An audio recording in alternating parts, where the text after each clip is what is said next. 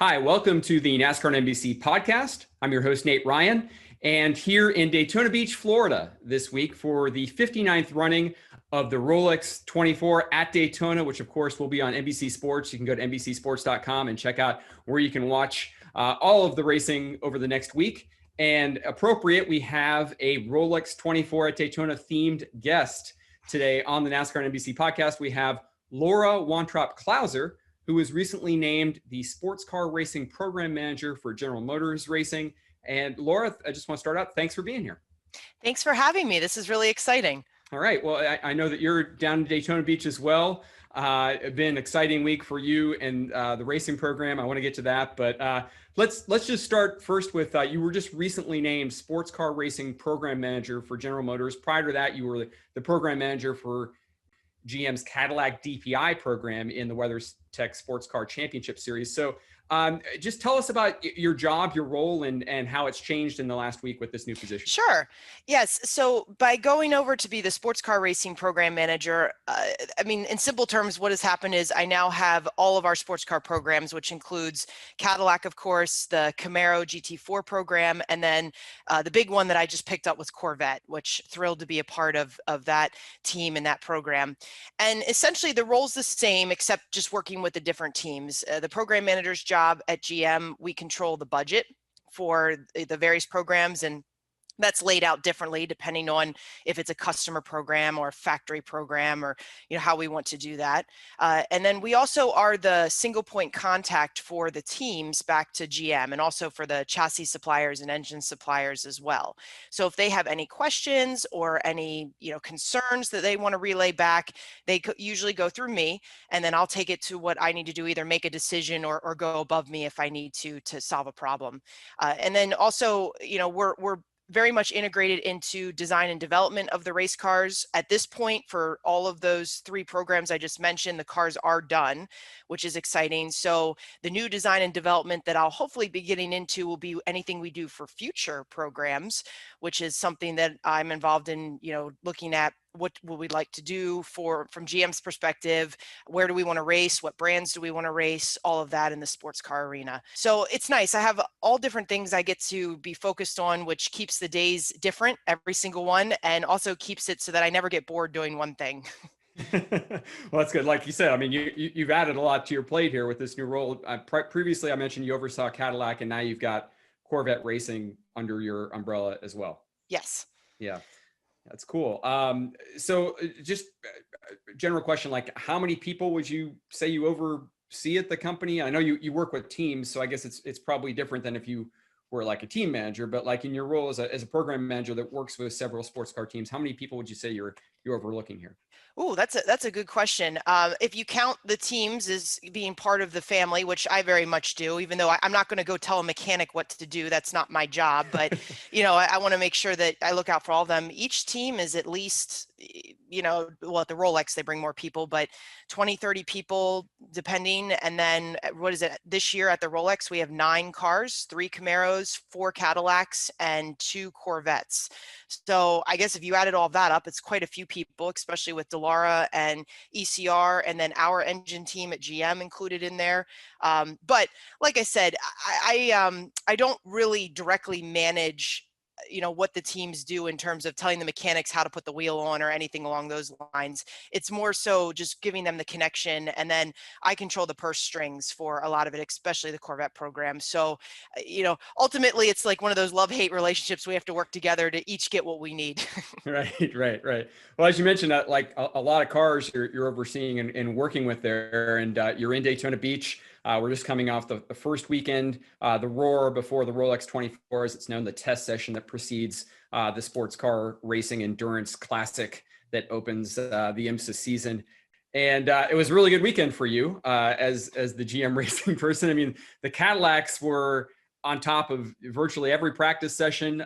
The Action Express team of Felipe Nasr and Pipo Derani won the Moto 100 pole qualifying race, so they will start first in the Rolex 24. And of course, they're going to be teamed with Chase Elliott, who listeners of this podcast know very well. He's been a guest, and that's brought a lot of attention to your team. You have another Cadillac team at Action Express in the number 48, which of course will have Jimmy Johnson, another past guest of the podcast here. You had Corvette Racing win the GTLM pole with the number 4 Corvette. I would presume you're coming off a pretty good 3 or 4 days here at Daytona National Speedway. Oh, absolutely. It's been a thrill. And I am so excited for the lineup that we have across our programs. It is one of the best lineups we've ever had, especially in the Cadillac camp, right? Some of the names that are in these cars, and we have everything covered from, our IMSA drivers that we know and love that have been with us, F1 drivers, IndyCar drivers, P1 drivers. I mean, we cover the gamut here. It's fantastic. So really excited to see what all of them can do in the 48 car alone, which is the one that Jimmy Johnson's in. You have Jimmy Johnson coming from NASCAR, soon to be in IndyCar. You've got Kamui Kobayashi, who was in F1, and then he's been over in P1. Simon Pagenaud, obviously fantastic IndyCar driver, and Mike Rockenfeller, who is, no stranger to the IMSA paddock. So right there, one car, all these different types of drivers and the backgrounds that they bring. It's going to be really neat to see what they can do. And I'm really proud of the platform there. We've enticed a lot of big names to come in and race with us. And I think it's added to the show. I hope it's gotten fan enthusiasm up, but it's also, they've done well. Alonso was in the car last year, or no, not last year, 2 years ago. I get them confused. We have so many that come through. It's such a great thing. And then, just to see what they can do and hopefully bring home a win. But Worth is thrilled, but our heads are down because we know that just because we had a successful Roar does not mean that the race isn't going to be successful without being completely focused. For 24 hours, everyone has to know what their job is, and they have to only be thinking about that. And I think the teams are over there right now. They're making any changes to the car. They're checking every part, making sure we have no cracks, no concerns. We've got engines going in for the 24. They're busy. And in fact, I feel kind of bad. Here I am sitting in this plush hotel room and they're over working their butts off. So I probably should go over and at least make sure to, say hi and everything, because we really appreciate everything that they do. Well, we appreciate you being here and keeping you away from your work so you can talk to the silly reporter and answer all the dumb questions I've got for you. But no, I appreciate that. And I appreciate your head down attitude. I mean, that's how Cadillacs probably have won 4 straight Rolex 24 at Daytonas, that you have that single-minded, laser narrow focused. But obviously, name of this podcast, the NASCAR and NBC podcast, I've got to ask what it's been like having Jimmy Johnson and Chase Elliott. As you mentioned, you guys are no stranger to having superstar drivers, champions come into the series. As you mentioned, Fernando Alonso won in the Cadillac in the 2019 Rolex 24. But what's it been like having Chase Elliott making his debut, reigning Cup Series champion, Jimmy Johnson, 7-time Cup Series champion? How's it been having them around the garages? Oh, it's fantastic. And, it's funny when we had Jeff Gordon with us in 2017, that was a new experience for me. I'll be honest. I hadn't too much involvement with NASCAR. I know NASCAR, and I've been out to a race as a fan, but I had never been on a role similar to what I have on the sports car side. And just to see in 2017 what it was like to have someone like Jeff Gordon, it changed the dynamic of the paddock completely. In fact, I used to joke that I felt so bad for him. The poor man couldn't even go use the bathroom without having a bunch of people chasing him down to the building, which I guess explains why NASCAR sets up things the way that they do. But this year, we don't have that, unfortunately, because we don't have the fans with us, which we miss dearly. I can't wait until we go back to having, fans back with us. But even still, just knowing you have someone, with the caliber that Jimmy Johnson and Chase Elliott bring in there on your team, and they have their own staff of people that they work with. So we have the opportunity to exchange knowledge, to talk to them about, how do they do things in their side? And then what can they bring for us to learn to how to make ourselves better on our side? And I'd like to think that it's going both ways too. I'd like to think that Jimmy and Chase are picking up things on our side of the fence that might help them, in their next year, with Jimmy obviously in Indy and then Chase back at NASCAR.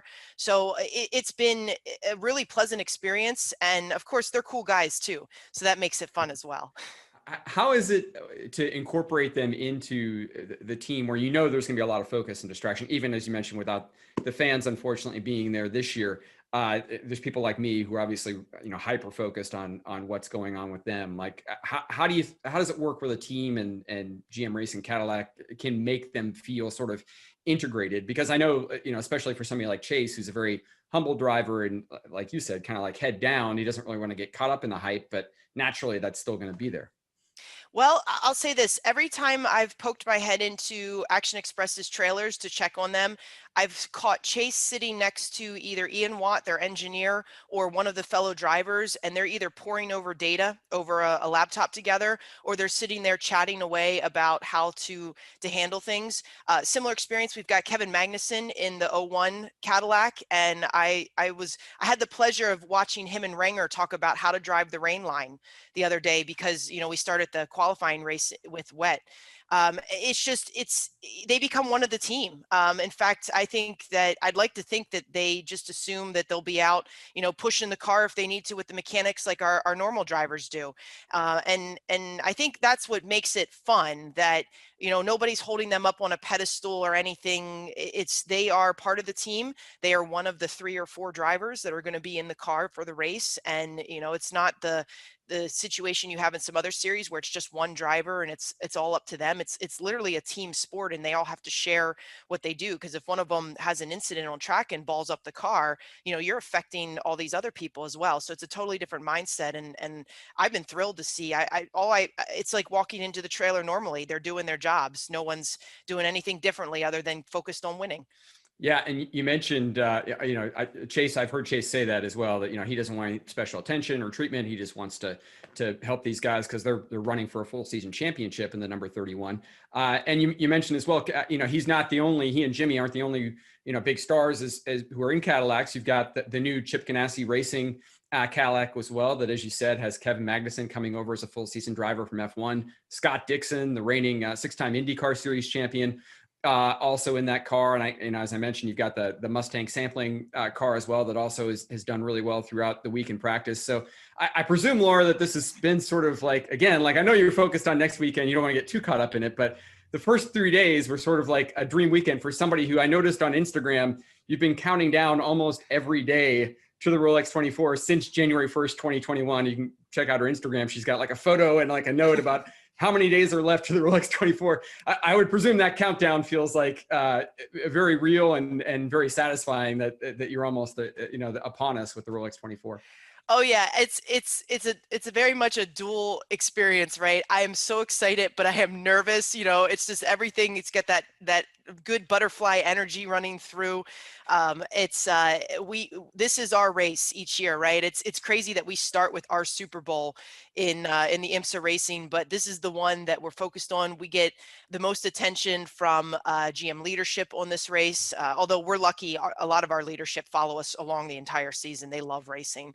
But this is the one where you want to show well, and coming off of on Cadillac land being undefeated on the DPI, we don't want to give that up. We want to hang on to that title to the bitter end. And then Corvette's got a lot to prove. We launched that car last year and we were successful with the launch, but we're not going to feel like we truly got it until we're holding that championship trophy in our hands. So I'm so excited to see the race and get things going, and I'm proud of what the teams have done so far. And I told them, I said, it's on you guys. This is, everyone needs to hit their marks. Everyone needs to call good strategy. The drivers need to keep the car clean as long as they can, and we'll do the best that we can. And if we all contribute and we all work together, I think we all have a shot for this. Well, I can hear it in your voice. And I see it on social media. You obviously have such a passion for racing, Laura. And curious, we can delve a little bit into your background and like how it got started. I know you grew up in the Baltimore, Maryland area. Did you know, I know you were a car person, but did you know much about racing growing up in near Baltimore, where, I don't really think of that as like a racing hotbed? Like, did you know you want to get into racing when you started out, or was it first just kind of getting into cars? It's funny. When I think back to what my first experience with racing was, believe it or not, it was horse racing. That's what I figured. Yeah, Pimlico. You have the Preakness each year. My mother and my grandmother are not gamblers, but when it came to them horses, oof, that was a whole different story.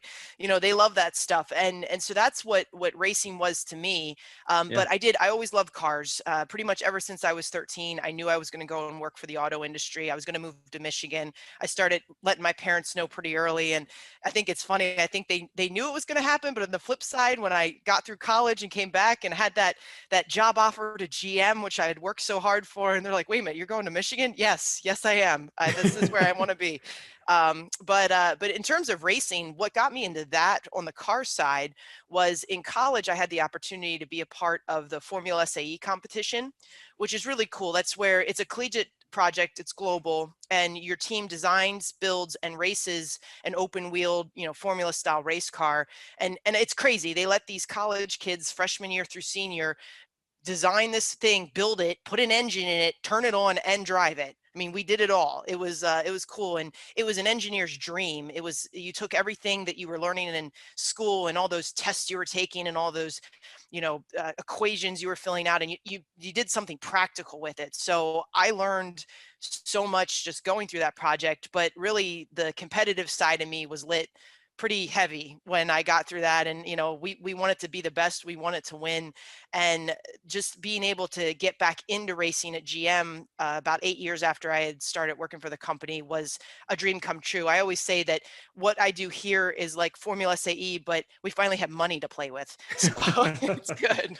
Yeah, not exactly on the shoestring college budget anymore. Where were you at in school when you were doing that, Lauren? And what kind of car were you designing as part of the Formula SAE?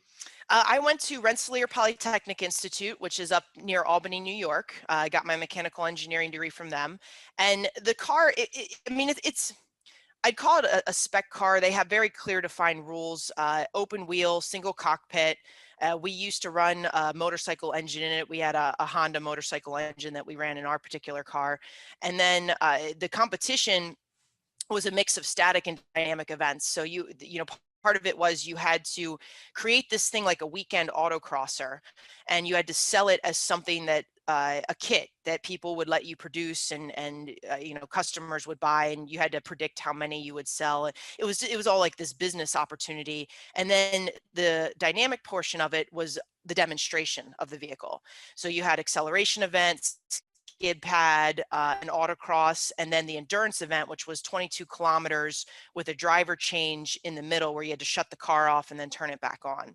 And it's pretty cool. In fact, I actually still volunteer for the competition today. That's one of my side projects. I run the dynamic events for SAE, and it's fantastic. The next generation of engineers that are coming through are incredible. This world has lots of good things to look forward to with everyone that's coming through. And one of the things that I'm excited about is the diversity is getting better. I can see it in the competition. It went from, I was the only girl on the team, we're not going to talk about how many years ago when I was in college, and you go to competition and there were very few women, or like I said, diversity. And now when you're at competition, that's changed a lot. I love when I see the women driving. You also see different skin colors in there as well. So it's great. I'm pretty stoked about how everything's going. Yeah, I mean, certainly that's a big part of your story. And I want to touch on that diversity and female involvement in racing too. But first, I just had a few more questions on your background. I mean, what made you become a car person? Obviously, it sounds like Formula SAE pushed you toward the racing side. Was it your parents? I know, I think I saw a post about your dad encouraging you on the car side. Was there something that made you want to be involved with cars? I grew up on a small farm, and to me, the license and the vehicle was a symbol of freedom. You could go out and do whatever you wanted. And in terms of it's funny, my dad was interested in cars when he was younger, but the day that you opened up the hood and you really couldn't see through to the floor anymore because there was all the electronics and everything, his interest waned a little bit. He likes the old 70s and those kind of the muscle cars from back then. But it was something that it pulled on my heartstrings to know, freedom, the idea of horsepower, going fast. I had a mountain bike that I grew up on that I ran the wheels off of, and it was always, can I go faster? Can I go faster? And it kind of just clicked. And then I had a lot of male friends when I was younger, and I guess my personality probably meshed a little bit better than what some of the girls my age were up to. And they were always into cars or their pickup trucks or whatever in the farmland. So, you picked up a lot listening to them talking and being a part of that. So it just kind of worked itself out. But I it's one of those that it must have been a meant to be, because I can't imagine working on anything else. Well, like you said, you started working at General Motors, pretty much right out of school. I think you worked at a co-op, Mhm. started the production side. I know that, you were working on Corvettes when you first started there. You've also worked on the Cadillac, the Cruze, the Encore, the Spark, a lot of production models before you moved toward the racing side about 5 years ago. Was it just, was it a natural shift, I guess, with that Formula SAE experience to go from production to race cars? And did it just take a few years, several years to kind of get ingrained in GM on the production side to move over to the racing side? Yeah, the racing opportunities at GM are, there's not many of them compared to production, right? Thousands and thousands of engineers put the cars on the roads each day. It's the racing, there's only a handful of us, but they usually want somebody who's has experience in the company for several years before you come over. And a lot of that, it's building a network. We want to find ways that we can integrate back into the company as best we can. And the more people that you know from the production side, the easier that is to find those synergies and to be able to, call on somebody because you might have worked with them in the past, or you had familiarities because you shared a lunch table, or whatever that is. But yeah, I actually got really lucky because of Formula SAE. When I started with GM, the first job full time, they put me on the Corvette. So I had the opportunity to really get to know the Corvette production team, which has helped leaps and bounds with coming into working on Corvette racing now, and being able to connect it with them and everything. And then from there, it was what job made sense. The big three jobs at GM as an engineer is working in ABD, which is what I did with Corvette, releasing parts, which each part on a production car is owned by an engineer. I had shocks and sway bars and springs on a couple different cars. And then integration was the third area. And that's where you own a feature like noise and vibration, or ride and handling, or something along those lines, where you have to get all those parts, get them to work together to make the car respond the way that it's supposed to, and make it a pleasure to be, experience. So once I got through those three, it really was right place, right time. The racing opportunity opened up. I had a really strong background in the areas that they were looking for, and threw my name in the hat to see what would happen, and got extremely lucky that they picked me for an interview and got the opportunity, and it's haven't looked back since. Yeah, that's terrific. Well, as I mentioned, so that was about 5 years ago. You started out as the program manager for Cadillac in GT3, which was sort of like a lower rung sports car series. But then in 2017, you helped with the launch of Cadillac DPI, which of course that's the top level of sports car racing here in North America. And became the program manager there, and 4 straight Rolex 24 at Daytona wins, so no pressure again this year. 18 overall wins, 2 championships. Obviously, the Cadillacs have really been the team to beat here at Daytona. And now with this new role, Lori, so you're adding engineering and technical oversight of Corvette racing, while still managing Cadillac on the DPI side. With Corvette being such an iconic car, I mean, this is a flagship program for GM Racing for over 20 years. What's it been like, adding that to your plate when you've already got all the success with the Cadillac? Well, I'm very fortunate that there's good bones set up. It's not like we're starting from scratch here. We have a very strong team. We've got a great engine in that car. We've got, the strong chassis that's been built to hold it.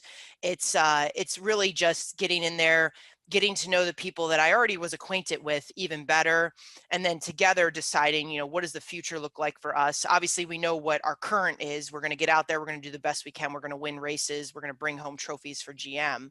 But, as we continue to build, and where can we find areas of synergy between that program, the other racing programs? How can we incorporate, General Motors more into this to make sure that we have all the assets that we need to continue to build this program? And then what can we bring back from racing to the company? That's been a key thing. Corvette is our best program in terms of technical learnings exchanges, because the car is the most similar to the one that you buy in the dealership. So as we can continue to figure out what things did we find on racing that we can feed back into production and make sure that they address to make the production car even better.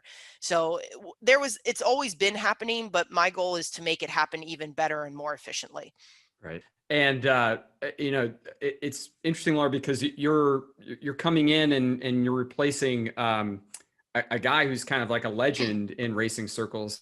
I talked to some Corvette drivers this past week, and obviously they know you from your time with Cadillac and in GM, and they have a lot of respect for you. But they also, mentioned affectionately Doug Feehan, who had overseen the Corvette program for so long, and actually was on this podcast a couple of years ago when I did an episode about the Earnhardts being involved in the 2001 Daytona 500, and he was very much involved in that effort. So is it intimidating at all to come in and sort of fill the shoes of someone who had been, such a big part of the GM and Corvette racing effort for the last couple of decades? Yeah, how I look at it is I'm not replacing Doug. No one can replace Doug. He is a huge part of our history. He's done so much for the program. It's something that he will always have a space in Corvette, as well as the hearts of those of us who have dealt with him. And I'm fortunate to say that I know Doug. We worked side by side in the IMSA paddock before, and I really hope he has a very fun retirement. I know he's got some pretty interesting cars in his own garage, so hopefully he keeps himself busy when summertime comes around. But I'd like to think that, I'm going to bring something a little bit different, and hope that, there's no replacing Doug, but we're going to see as we figure out what the future is, and how can we make ourselves run in a way that makes sense across all the sports car area. But I know that there's a lot of expectations for sure, and I definitely plan to be interacting with fans. Doug was very good at that, and I'm sure they're going to be, I'm have a lot to learn for sure in that area. But hopefully maybe Doug will give me a couple pointers if I ask him nicely. Well, I mean, in those interactions, again, like first of all, you're well spoken, and so I think like the fans would certainly gravitate toward wanting to be around you. And again, like you mentioned it, I mean, you're already sort of inherently a uniquely interesting story being a woman at this level in racing. And as you talked about, unfortunately, like when you were first getting in at Formula SAE, there wasn't perhaps that female involvement. I think it's great, as you mentioned, you've seen that grown. Last week with your news, Simona Di Silvestro was announced that she'll be heading back to the Indy 500 next year.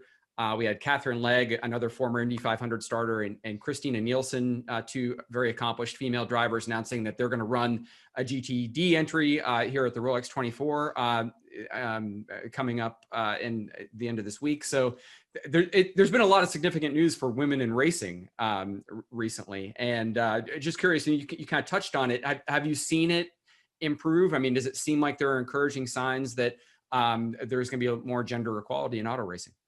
Yeah, it's definitely each year I feel like you see a couple more faces, right? And it's none of this stuff happens overnight. A lot of the people that are in racing have been in it since they were born, or it's a family thing where their parents were in it, so now they're in it. So you don't see too much changeover in the paddock. It's a lot of the same familiar faces, but I think that there's a lot more opportunity now, and I'd like to think that people are not looking past things from differences perspective. Just because you're a different gender or you look different doesn't mean that you can't do the job. And I think that slowly we're going to start seeing more and more, just based off of, there is turnaround, and we do have some people that retire or move on to do different things. And whenever those new slots open up, I think we're going to see maybe a little bit more in terms of differences coming in. And I think that's great. And so I've been in there, I guess, 4 to 5 years. And from when I've started till now, each year you see a little bit more. And I think as long as we keep that trend, that'll be great. Any reason that you think that you're seeing more of those opportunities for women in racing? Is it just a change in culture or mindset between the people in authority or the companies that have the ability to make those hires?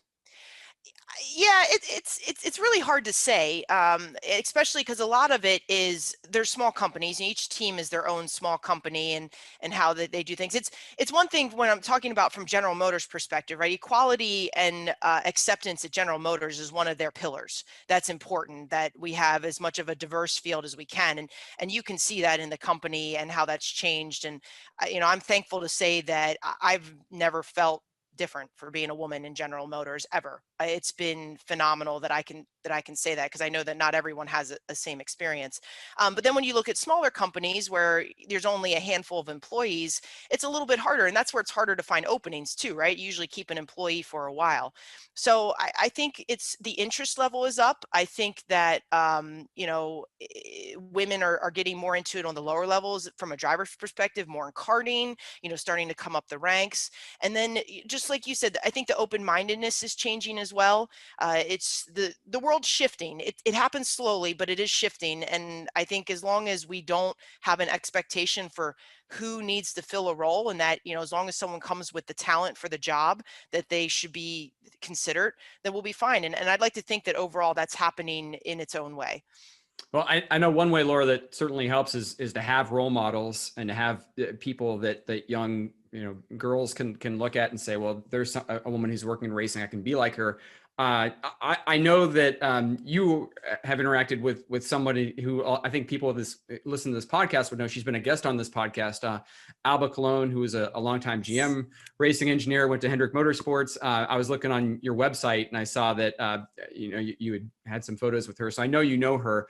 And she's been a long time, I think, female role model in racing. Do you feel like you're kind of entering that sort of role and being in a more high profile job here? And is it important to sort of have examples like yourself, like Alba, for younger women?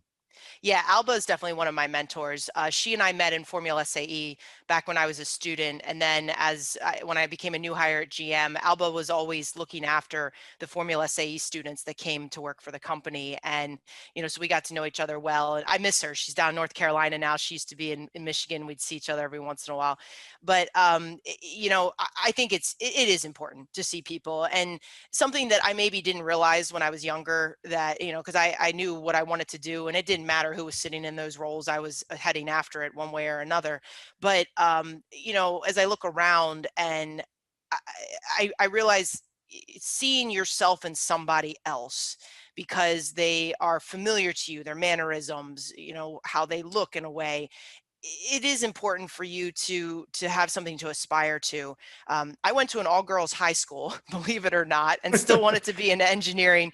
But most of the girls that I were with were chasing down other roles and careers that are more traditionally female. And I think a lot of it just was familiarity, and it's, that's where you headed, that's what you knew. Thankfully, I grew up in a household where the women, my mother, my grandmothers, were extremely strong, and a lot of them played traditional female roles. Both my grandmother and my mother stayed home and raised the kids, but they always were doing things with the community. They were taking leadership. My mom runs all of the money in the household. She handles the banking, all of that.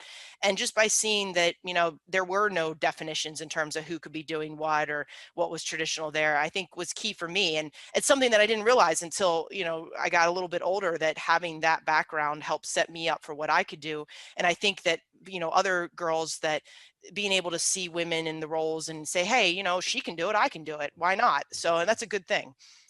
Yeah, certainly having that background of making you a strong-willed, tough-minded individual can really help in racing, Laura. And Alba tells this great story about her first meetings with Dale Earnhardt, where he kind of affectionately tested her in some different ways. And once he saw that she could handle the environment, obviously he respected her immensely, and to have the ear of a 7-time champion, I'm sure, was a special thing for her.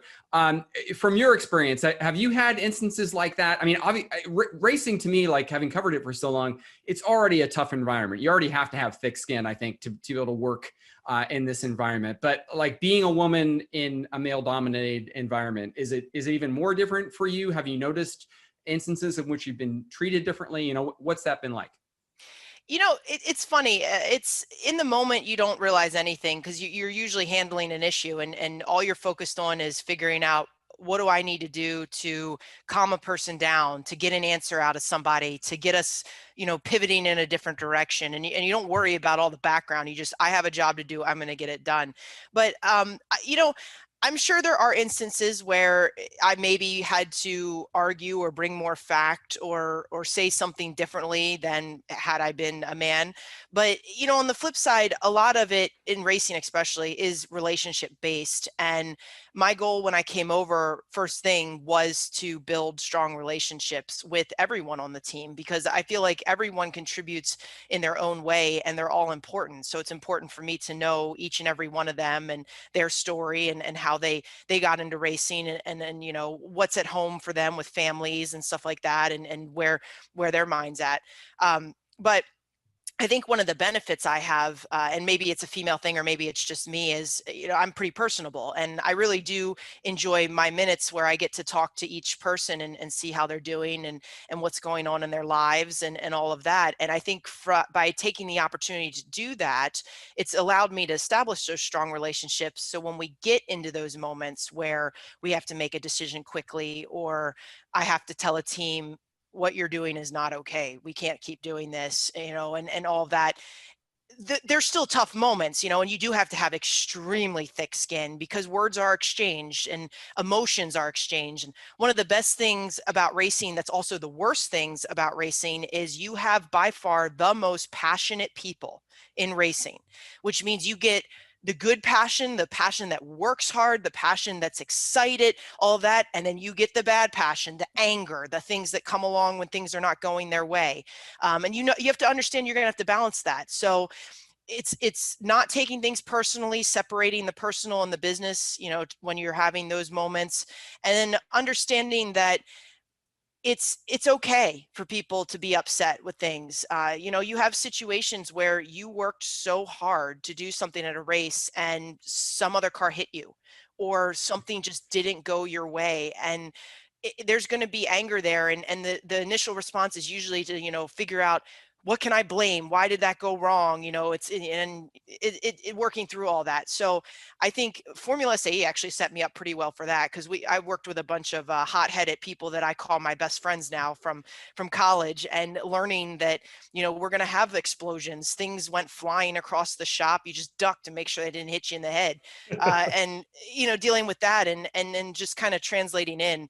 So it's definitely not an environment for people that where their emotions to the point where you can get hurt easily. You have to be able to deal with everything that throws at you. But it's great. It's the most rewarding environment for that reason, because you play hard and fight hard together. It's pretty cool.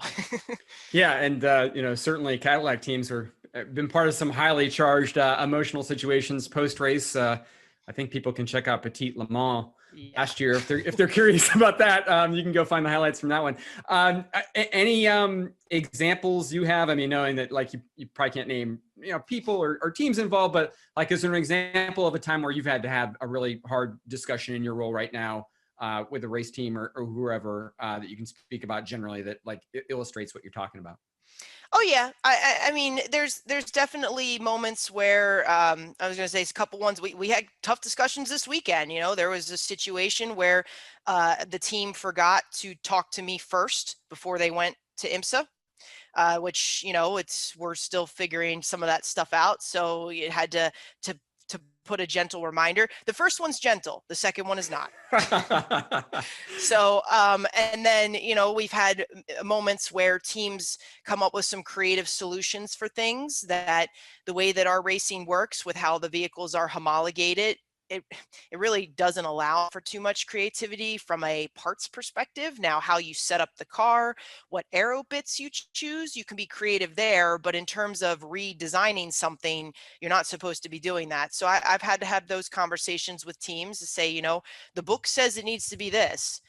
If you go through tech and it doesn't match the book, don't come crying to me, and you get in trouble. So it's, you have to work through those. And then of course, IMSA and I have a lot of tough discussions. BOP is probably the worst part of racing, hands down, in terms of, but it's the most important part too, because it really does keep cost under control. So, I don't always agree with what they choose to do from that perspective. And we have discussions, but a lot of respect in those discussions. And I think that's important because, again, if you let your emotions get out of control with that, it really creates a mess. So we try to keep, those type of things very logical, very data driven, looking at arts and charts together, not so much feelings and what my gut's telling me. And, we exchange those too, but it's more what can I prove with data and those discussions. So it's yeah, I've had some interesting experiences.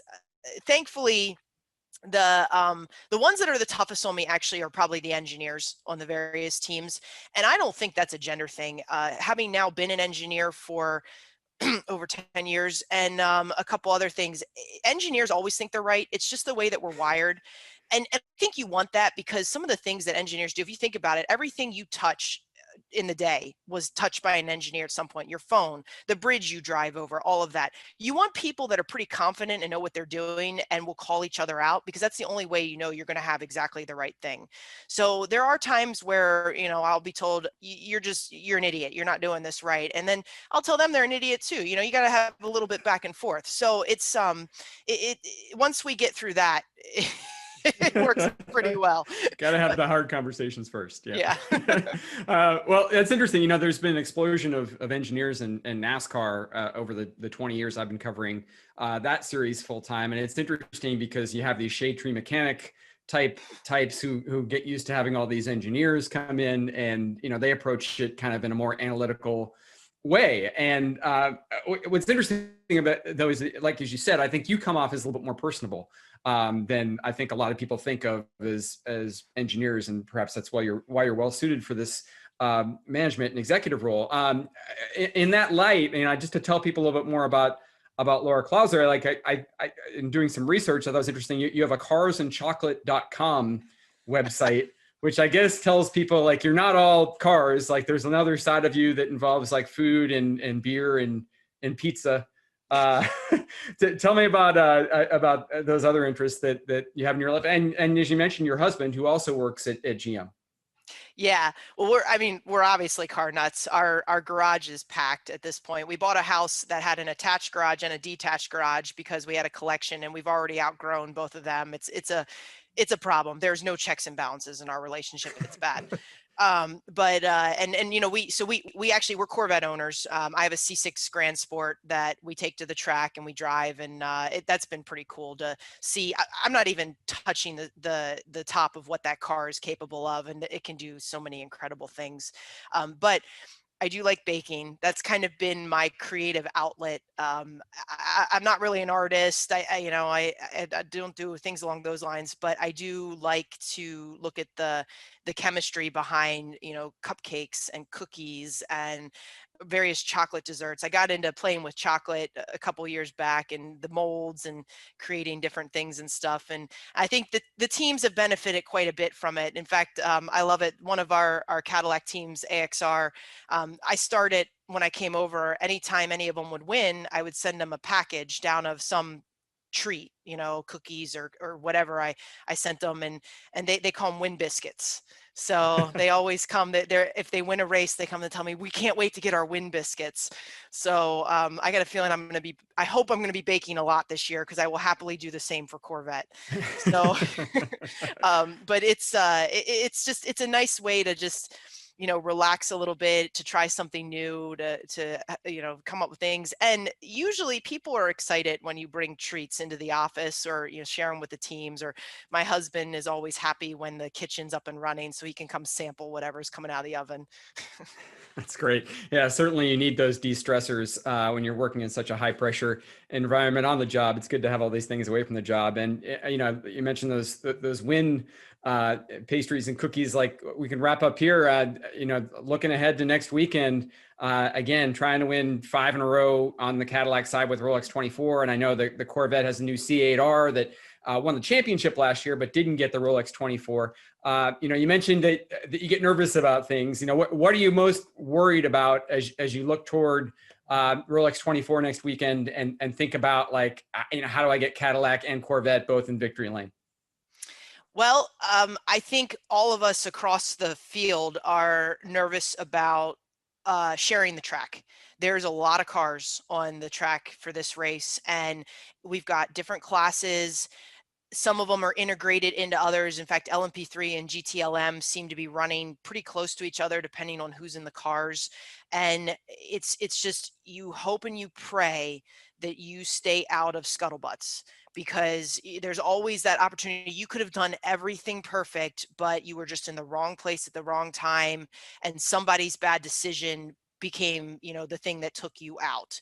So I think that's for sure. We're all nervous about that. And you're nervous about that any race, because anyone can have a situation where they have a brain fart, or the weather catches them off guard, or something along those lines, and it causes an issue.